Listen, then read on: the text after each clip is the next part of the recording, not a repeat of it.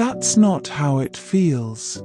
It feels more like the world slowly turning the volume down on you, until one day you realize nobody is really listening anymore. My name is Margaret Collins. I'm 78 years old. And 3 weeks ago, I made a decision that would probably make most people call me a terrible mother.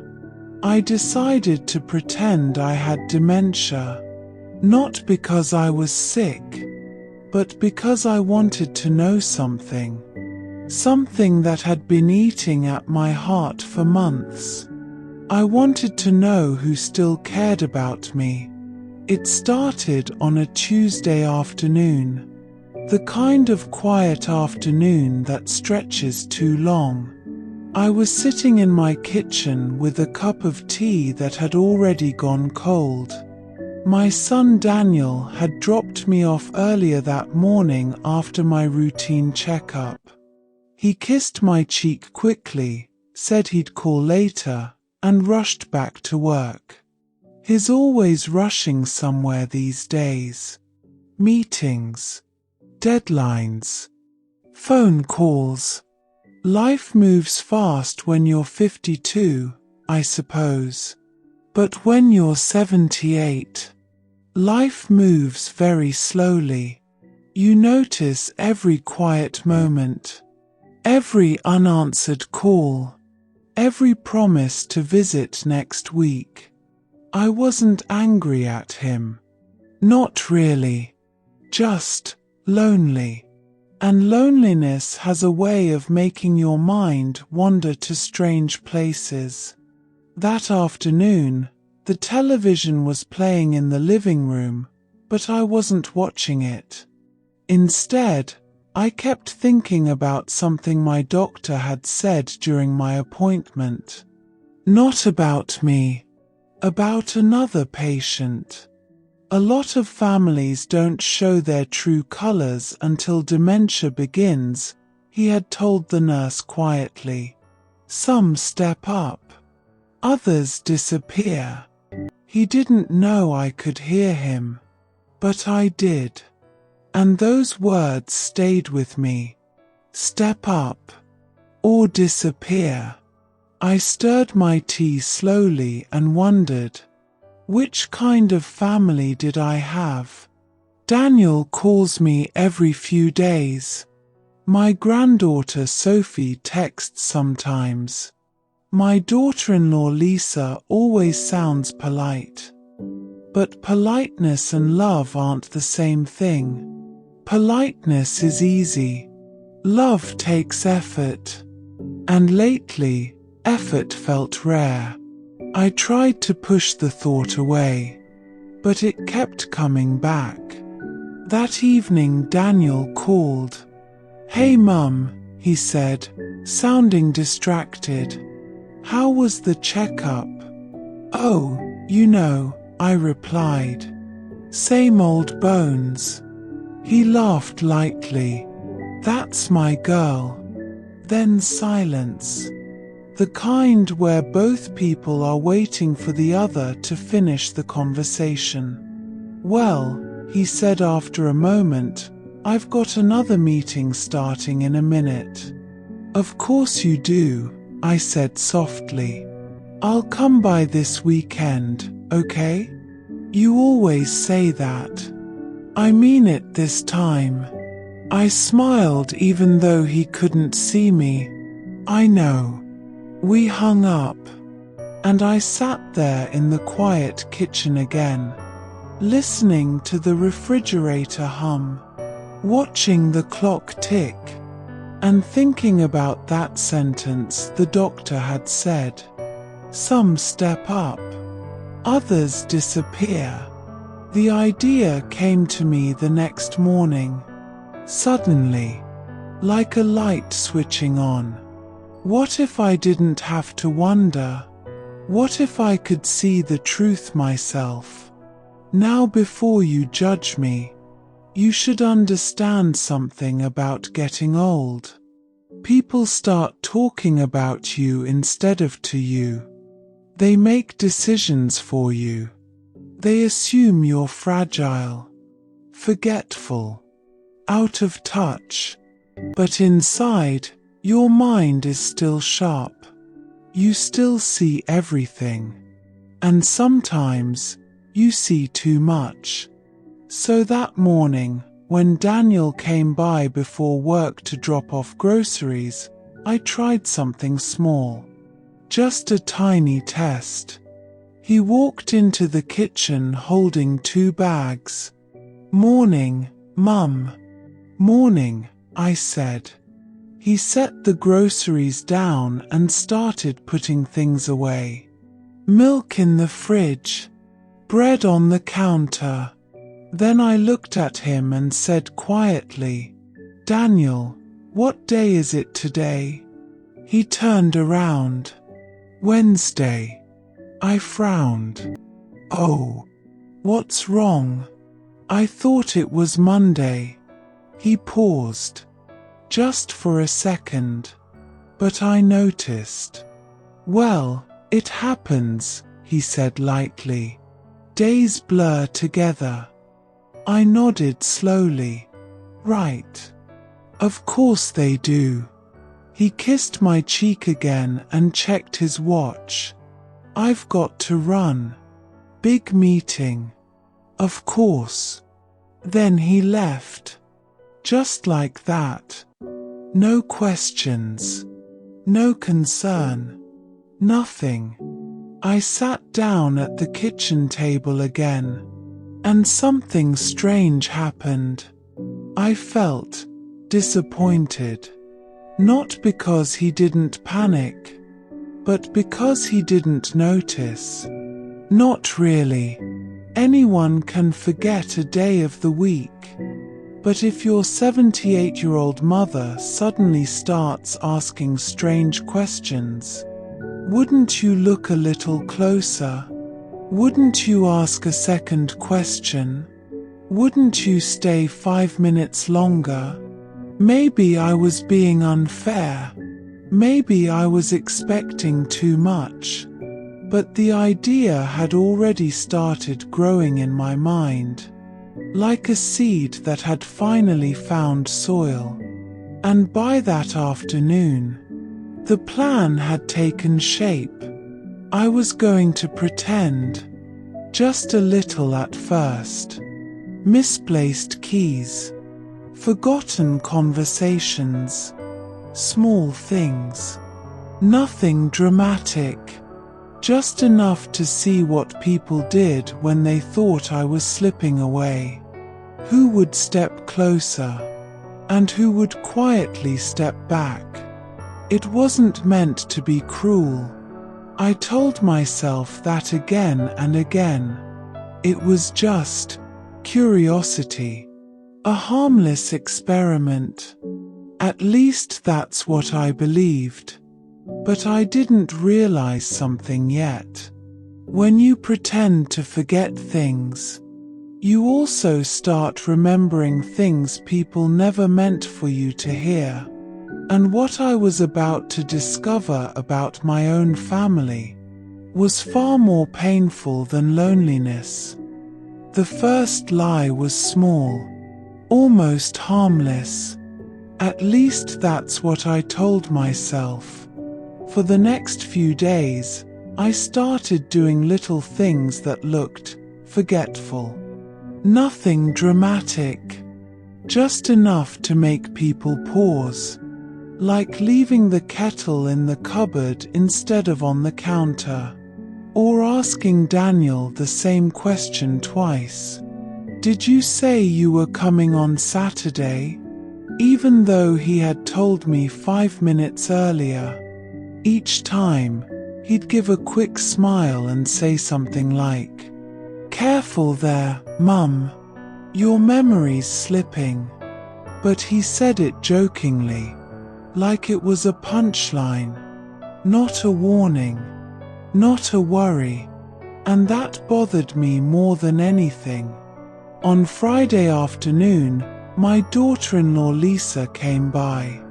Now Lisa is the kind of woman who always looks perfectly put together. Perfect hair, perfect nails, perfect polite smile. She walked in carrying a small bag of groceries. "Hi, Margaret," she said cheerfully. "Oh, hello dear," I replied. She placed the bag on the counter. "Daniel said you've been a little forgetful lately." I blinked slowly. "Did he?" Her smile didn't change. "Yes. Nothing serious, of course. Just small things." I leaned slightly closer to her. "Have I met you before?" Her smile froze. Just for a second. Then she laughed. "Oh, Margaret, you're funny." But I noticed something in her eyes. Not concern. Calculation. Like she was measuring something. Later that evening, Daniel arrived home from work. He found Lisa and me sitting in the living room. "What's going on?" he asked. Lisa crossed her arms lightly. "Your mum asked me if we'd met before." Daniel frowned slightly. "Mum?" I looked at him with my most innocent expression. "Have we?" For the first time since this little experiment started. Daniel didn't laugh. He stared at me. Really stared. And I saw something flicker in his eyes. Fear.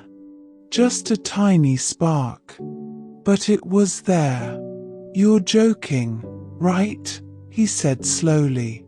I tilted my head. "Should I be?" Silence filled the room. Lisa spoke first. "It's probably just normal aging." Daniel didn't respond immediately.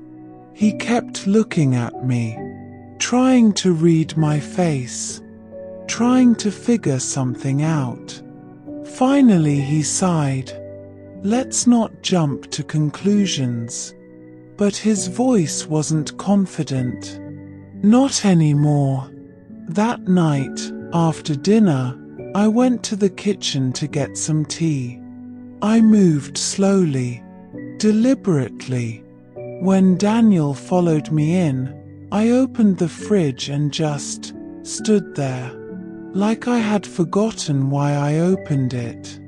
He watched quietly for a moment. "Mum?" "Yes." "What were you looking for?" I blinked. "Oh." Then I closed the fridge. I forgot. For the first time. Daniel didn't joke. He rubbed the back of his neck. "Maybe we should schedule another doctor appointment."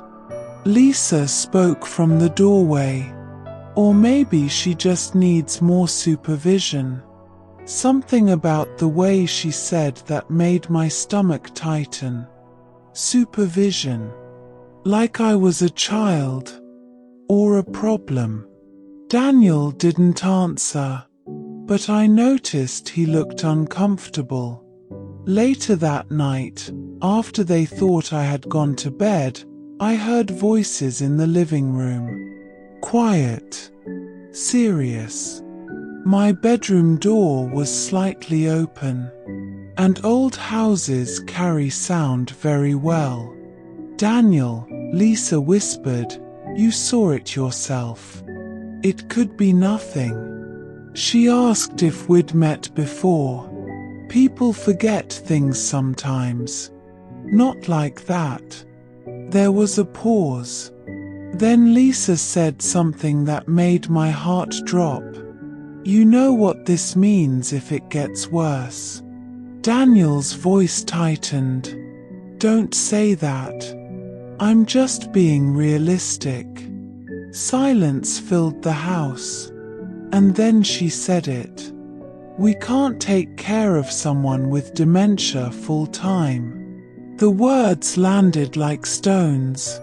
Cold. Heavy. Daniel didn't respond immediately, and those few seconds of silence felt longer than any speech. Finally he said quietly, "It's too early to talk about that." But he didn't say no. He didn't say never. He just said it was too early. And suddenly my little experiment didn't feel harmless anymore. I lay in bed staring at the ceiling, my heart beating slower, heavier, because something had just shifted. The question wasn't just whether people cared about me. The real question was, how much inconvenience my life would become if I stopped being independent. Would love survive that? Or would it quietly turn into responsibility? And responsibility has limits, even in families. The next morning Daniel came into the kitchen while I was making toast. "Mum," he said gently. "Yes. Do you remember our conversation yesterday?" I looked at him. "Which one?" "The one about Lisa." I frowned thoughtfully. "Lisa."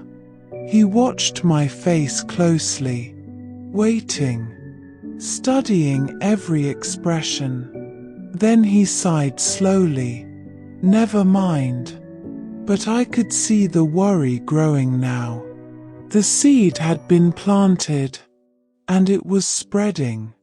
But what I didn't realize yet was that pretending to lose my memory was about to reveal something far worse than indifference. Because the very next night, I would accidentally overhear a conversation that would change everything I thought I knew about my own family. The strange thing about pretending to forget things is that people slowly start forgetting you're still paying attention. They talk more freely, more honestly, sometimes too honestly. And that's exactly what happened 2 nights later. Daniel had invited me to stay at his house for the weekend. "Just so we can keep an eye on you," he said gently. I smiled and nodded like a confused old woman. But inside, my mind was sharper than ever. Their house was bigger than mine. Quiet. Modern. The kind of place where every room echoes slightly. That night after dinner, Sophie, my granddaughter, hugged me goodnight. "Love you, Grandma." "I love you too, sweetheart." She always says it like she means it. Children still know how to love without calculation, without measuring effort, without thinking about what it costs them. I watched her walk upstairs and felt a small warmth in my chest. At least one heart in this house still felt simple. Around 10 o'clock, Daniel helped me to the guest bedroom. "You okay, Mum?" "Oh yes, dear," I said softly. "Call if you need anything." "I will." He closed the door halfway. Just enough to show care. Just enough to still hear things. And about 30 minutes later, the conversation started. At first it was quiet. Lisa and Daniel speaking in the living room downstairs. But the house carried their voices up the hallway. And when people think the old woman upstairs has dementia, they don't whisper very carefully. "Daniel, we need to talk about this." "I know. You saw how confused she was today. She's just having memory lapses." "Daniel," she asked Sophie what her name was. My stomach tightened. That one. I had staged very carefully earlier. And apparently it worked. I'm just saying, Lisa continued, this isn't something that gets better. Daniel sighed. What do you want me to do, Lisa? I want us to think ahead. Think ahead to what? To what happens when she can't live alone? Silence. Heavy silence. Then Daniel said quietly, she's my mother. I know. And I'm not sending her away. The words made my chest loosen slightly, but Lisa didn't stop. I didn't say that. Then what are you saying? I'm saying we have to be realistic. Her voice lowered. Practical. Calm. The kind of calm that comes when someone believes they're being logical. Care facilities exist for a reason. The word hit me harder than I expected. Facilities. Not homes. Facilities. Daniel didn't answer for a long moment. Then he spoke again. She took care of me my whole life. And now you have your own life. That's not how this works. But it is. Their voices were getting sharper now. More honest. More dangerous. You work 60 hours a week, Lisa continued. I work too. We have Sophie. And we can't turn our house into a hospital. Hospital. Another word that felt colder than it should. I lay in bed staring at the ceiling. My little test was revealing things I wasn't sure I wanted to know. But the conversation downstairs wasn't finished. Because Daniel said something that surprised me. She wouldn't want that anyway. What? A care facility. Lisa hesitated. How do you know? I just do. Another pause. Then Lisa said something quietly. Do you? Daniel didn't respond immediately, and that silence said more than words. Eventually their voices softened again. The conversation drifted to other things. Work. Bills. Sophie's school. Normal life. Like the future of an old woman upstairs wasn't sitting between them like an open question. Eventually the house went quiet, and I stayed awake long after everyone slept. Because something inside me had changed. Not broken, but shifted. Like a picture frame that had been straight your whole life, suddenly tilting slightly on the wall. Still hanging, but not the same. The next morning Sophie found me sitting at the kitchen table. Grandma, why are you up so early? I smiled at her. I couldn't sleep. She poured cereal into a bowl and sat beside me. Then she looked at me carefully. You seem sad. Children notice things adults miss. Or pretend not to see. Oh, sweetheart, I said softly. I'm just tired. She nodded slowly. Then she reached over and squeezed my hand. You can live with us if you want. The words were simple, innocent, but they warmed something deep in my chest. Thank you, I whispered. Later that afternoon, Daniel drove me back to my house. As we pulled into my driveway, he looked over at me. Mum? Yes. If you ever need help, you'll tell me, right? I looked at him carefully. really looked at the lines around his eyes, the tiredness he tried to hide, the worry growing slowly inside him. And for a moment, I almost told him the truth, almost confessed everything. But then I remembered the conversation from the night before. Facilities, supervision, realistic decisions. So instead I smiled gently and said, "Of course, dear." He nodded and helped me inside. Then he left. That evening I sat alone in my living room again. The quiet felt different now. Heavier.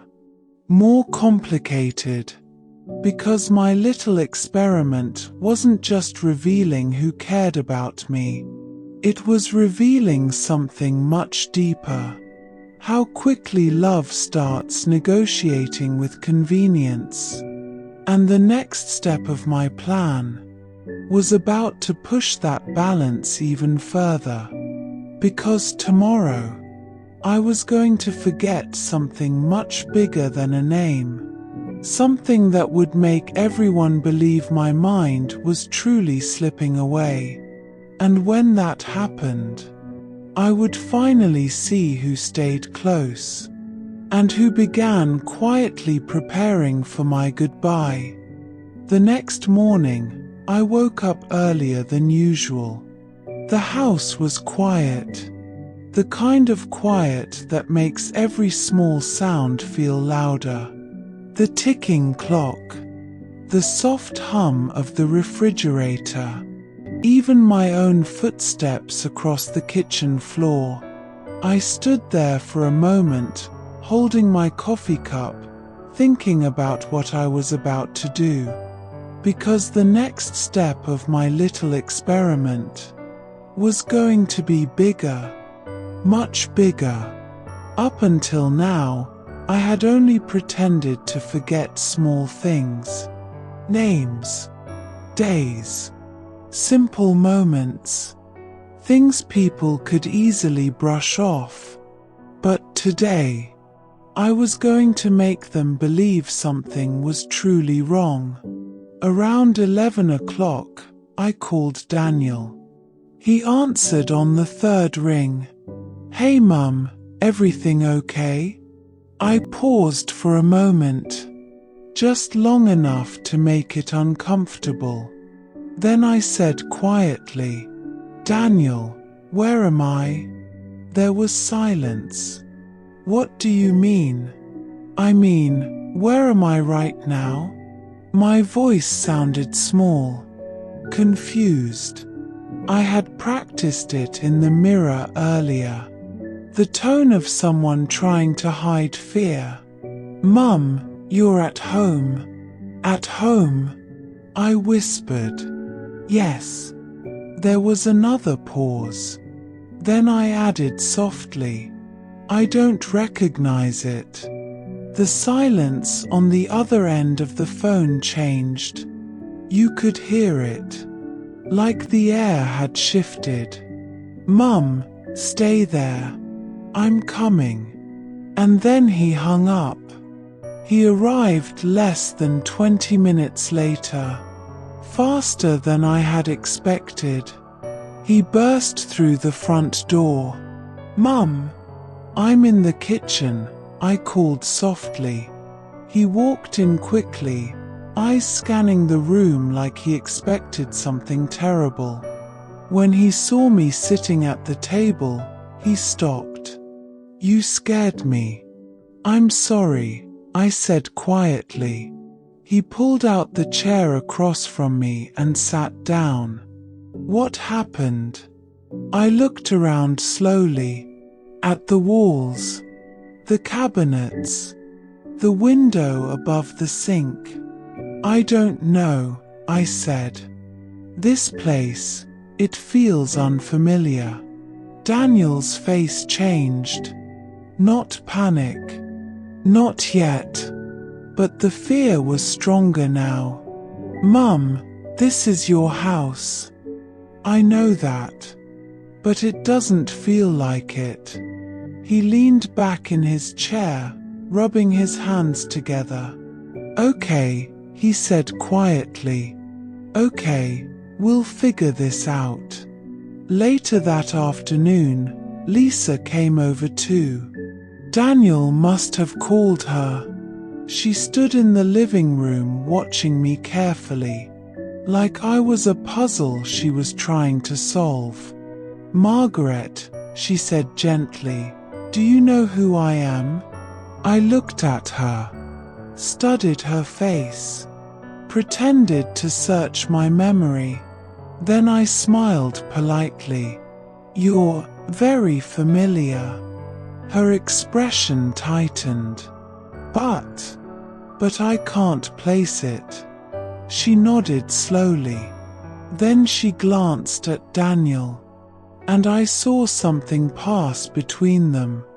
A silent conversation, concern, fear, and something else. Something harder to read. That evening they stayed for dinner. Daniel cooked. Lisa kept watching me. Every move, every word, testing, measuring. And I realized something strange. The more fragile I acted, the more powerful I became. Because suddenly everyone was paying attention, listening, watching, trying to understand me. The invisible old woman had disappeared. Now I was the center of the room, and it felt complicated. After dinner, Sophie came downstairs with her backpack. Grandma, look what I drew at school. She placed a piece of paper in front of me. A simple drawing. A house. 3 stick figures. And a 4th one with grey hair. That's you, she said proudly. I looked at the drawing carefully. Then I pointed to the grey-haired figure. Who's that? Her smile faded slightly. That's you, Grandma. Oh. I tilted my head. Well, she looks nice. Sophie stared at me for a moment. Then something unexpected happened. Her eyes filled with tears. Grandma, are you sick? The question hit me harder than anything so far. I hadn't expected that. I opened my mouth to answer, but Daniel stepped in gently. She's just a little confused today, sweetheart. Sophie nodded slowly, but she didn't look convinced. Children know when adults are hiding something. Later that night, after they all left, I sat alone in my living room again. The house felt different. Not lonely, just quiet. I thought about Sophie's face when she asked if I was sick. And for the first time, I wondered if my little experiment was going too far. But then I remembered the conversation I overheard. Facilities, supervision, realistic decisions, and the doubt returned, because I still didn't know the answer to the question that started all this. Who would truly stay? If I stopped being easy to love? The next morning, Daniel called again. His voice sounded tired. Mum, I scheduled an appointment with a specialist. A specialist? Yes. For memory problems. I stayed silent, letting the words settle between us. Just to be safe, he added quickly. I nodded even though he couldn't see me. That sounds wise. But when we hung up, I realized something important. My little test had crossed a line. Now doctors were involved. Appointments, evaluations, real consequences. And if I kept pretending much longer, someone might discover the truth. Or worse, someone might make a decision about my life before I was ready. But what I didn't know yet was that the real test wasn't coming from doctors. It was coming from my own family, because the very next evening, I would hear a plan being discussed that would force me to decide whether to continue the lie or reveal everything. That night, I couldn't sleep, not because I was afraid of the doctor's appointment, not even because of the lie I had been living for the past week. No, what kept me awake was Sophie's voice. "Grandma, are you sick?" Children ask questions adults are too polite to ask. And sometimes their questions reach places in your heart you didn't know were still soft. I stared at the ceiling for a long time, wondering if my little experiment had gone too far. But by the next evening, things went even further than I expected. Daniel came over again. This time he looked more serious than usual. Tired, like a man carrying a decision he wasn't ready to make. Lisa arrived shortly after him. They both sat at the kitchen table with me. No one touched their tea. No one smiled. Finally, Daniel spoke. "Mum, we need to talk." I tilted my head slowly. "About what, dear?" He took a deep breath. "About your memory." Lisa folded her hands neatly in front of her. The room felt heavier, like the air itself was waiting. Daniel continued carefully. "The doctor appointment is on Monday." "That's nice. But we've also been thinking about what happens next." There it was again. That sentence. What happens next? I stayed quiet, letting him speak, because I wanted to hear the truth all the way to the end. Lisa finally joined the conversation. "Margaret, if your memory problems continue, living alone might not be safe." Her voice was polite, measured, careful, like she was reading from a script written by logic instead of emotion. Daniel rubbed his forehead. "We just want what's best for you." "What's best for me?" I repeated softly. "Yes." Lisa nodded slightly. "There are very good care homes nearby." Care homes. Not facilities this time. The word had softened, but the meaning hadn't changed. For a moment, no one spoke. The clock ticked quietly on the wall, and I realized something important. The truth. Not the polite version. Not the Sunday afternoon version families show the world. But the real one. The version that appears when life becomes inconvenient. When love requires sacrifice. When caring for someone means rearranging your life.